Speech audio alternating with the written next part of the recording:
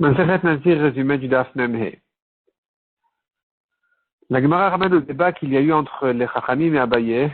Abaye a rencontré les Chachamim qui voulaient déduire du Pasouk à propos d'un Tamé Zav qui n'a pas le droit de rentrer en principe dans le Machane Levia, le camp de Lévim, c'est-à-dire le Harabait autour du Beth Amikdash. Une fois qu'il s'est trempé au mikvé, il doit attendre jusqu'au soir pour terminer sa purification. Mais entre-temps, les Chachamim de la Yeshiva voulaient prouver des psukim comme quoi il a encore un statut de Zav qui n'a pas le droit de rentrer. Qui n'a pas le droit de rentrer encore dans les endroits que le Zav ne va pas rentrer. Abaye les a repoussés en disant, en ramenant une preuve d'un tamé pour un mort, qui lui, c'est sûr qu'il peut rentrer, et pourtant il fait ses corbanotes que après, que le 8e jour. Donc le fait qu'il fasse ses corbanotes ensuite, c'est pas la preuve. En tout cas, Abaye revient à leur discussion, à leur Zav, en leur disant comme ça. Il faudrait distinguer entre un Zav qui doit faire des corbanotes, qui est un Zav qui a vu 3 fois son écoulement impur, et un Zav qui n'a pas de corbanotes à faire, qui est le Zav qui n'en a vu que 2. S'il en a 3, s'il a eu 3 fois, il a vu 3 fois sa touma, il doit faire des corbanotes. Dans ce cas-là, je dirais effectivement que même quand il s'est trempé au mikvé, il n'a pas le droit encore de revenir aux endroits qui sont interdits aux Zav. Parce qu'il lui manque non seulement la tombée de la nuit, mais aussi les corbanotes.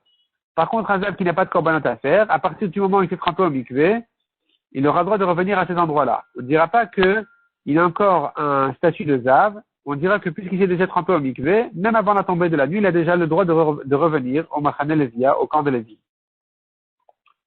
Mishnah suivante. Comment est-ce qu'il doit se raser le Nazir à la fin de sa Nézirut? Il a 3 corbanotes à faire. Korban Khatat, Korban Ola, Korban Shlamim. Donc une fois qu'il a terminé tous ses corbanotes, il peut se raser selon Rabbi Yehuda. Rabbi Elazar dit, dès qu'il a fait son Korban Khatat, qui est le premier Korban, il a le droit déjà de se raser. Même Rabbi Yehuda qui dit a priori il doit attendre tous ses corbanotes, il s'est rasé après un des 3 corbanotes, il est déjà acquis. Rabban Shimon Gamliel dit, un homme qui avait amené 3 behemoth, 3 animaux, il n'a pas expliqué, il n'a pas précisé à quoi il a désigné chacun de ces 3-là, à quoi il va servir chacun de ces 3 behemoth. Je comprends tout seul que la brebis qui doit être le korban khatat devient khatat, je comprends que l'agneau devient ola, et le bélier devient shlamim, chacun selon ses halachot. Le Gemara ramène un passage qui dit le Nazir va se raser à l'entrée du Ohel Moed. Est-ce que ça veut dire vraiment qu'il se rase à l'entrée du Ohel Moed? C'est sûr que non. C'est impossible. Simplement, ça vient faire allusion au Korban Shlamim pour te dire, le Korban Shlamim sur qui il a été écrit dans la Torah on lui fera la shrita à l'entrée du Ohel Moed, après ce Korban Shlamim, il va se raser. C'est pour ça qu'on a dit qu'il va se raser à l'entrée du Ohel Moed, c'est pour faire allusion au Korban Shlamim pour te dire qu'après le Korban Shlamim, il a le droit de se raser. Tu ne peux pas dire qu'il va se raser vraiment là-bas. C'est pas du tout kavod par rapport au Beth Amikdash de se permettre de se raser là-bas. Puis aussi, on voit sur le Mizbeach, il était interdit de monter sur des marches, sur des escaliers pour grimper au Mizbeach. C'est un manque de kavod vis-à-vis du Mizbeach. Qu'elle va remettre que de se raser là-bas, c'est interdit. La Gemara dit encore, on pourrait l'apprendre un autre pasouk encore. Il est écrit qu'il prend ses cheveux, le Nazir, et il les met sur le feu qui cuit le Korban Shlamim. Or, le Korban Shlamim qui est cuit, il n'est pas cuit là-bas, à cet endroit-là, devant le Ohel Moed. Il est cuit loin de là-bas. Donc, tu comprends que c'est pas là-bas qu'il doit se raser. Il va pas se raser devant le Ohel Moed, il doit se raser à l'endroit où on va cuire le Korban Shlamim. Donc, c'est loin de là-bas.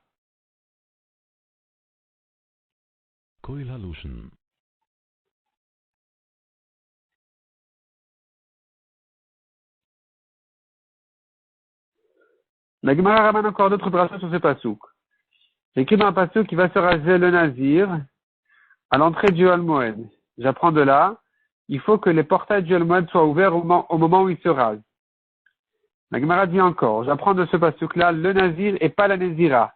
La Nézira ne se rase pas dans les endroits, dans les chambres du Beth Amikdash, parce que c'est un manque de tzniut par rapport aux jeunes Kohanim qui vont la voir comme ça, et qui risquent de la rechercher ensuite. La Gemara dit c'est différent de la Sota, qui elle est complètement déshonorée, donc on ne craint pas ce problème. Mais pour la Nézira, on craint oui ce problème. Mishnah suivante. Il prend les cheveux de sa Nézirut, et puis il les met en dessous de la marmite dans laquelle il cuit le Korban Shlamim. Il met sur le feu en dessous de cette marmite-là. Si maintenant il s'est rasé en dehors de Yerushalayim, nous avons une marloquette là-dessus. Selon Tanakama de la Mishnah, il n'envoie pas ses cheveux en dessous de la marmite. Deuxièmement, si un nazir tamé, il n'envoie pas non plus ses cheveux en dessous de la marmite qui cuit ses corbanotes.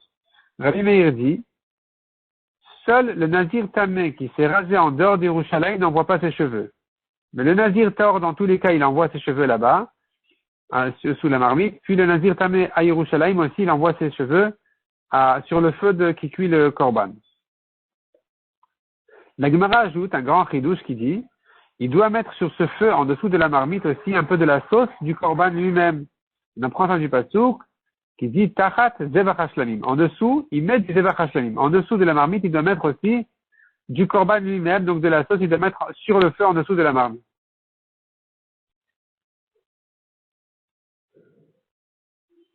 Si maintenant, il a mis en dessous de la marmite d'un autre korban, pas seulement le shlamim, mais en dessous du korban, de son korban khatat ou hacham, il est quitte.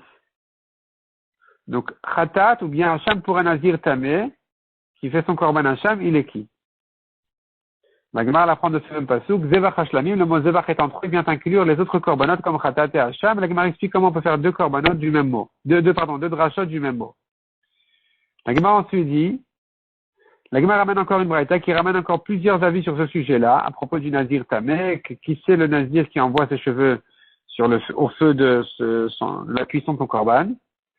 Selon la braïta, nous avons Rabbi Meir qui dit donc, tous envoient leurs cheveux, sauf le nazir tamé qui s'est rasé en dehors d'Yerushalayim, qui lui doit enterrer ses cheveux. Donc c'est le Rabbi Meir qu'on a vu dans la Mishnah. Rabbi Yehuda qui dit, les théorim, dans tous les cas, un nazir taor, il envoie ses cheveux. Un nazir tamé, dans tous les cas, il n'envoie pas ses cheveux. Les chachamim disent, seul le nazir taor au Beth Amikdash, qui s'est rasé au Beth Amikdash, enfin, ça veut dire dans la chambre réservée aux nazirim, il est le seul qui doit mettre ses cheveux là-bas sous le korban, parce que c'est lui qui a fait la mitzvah correctement.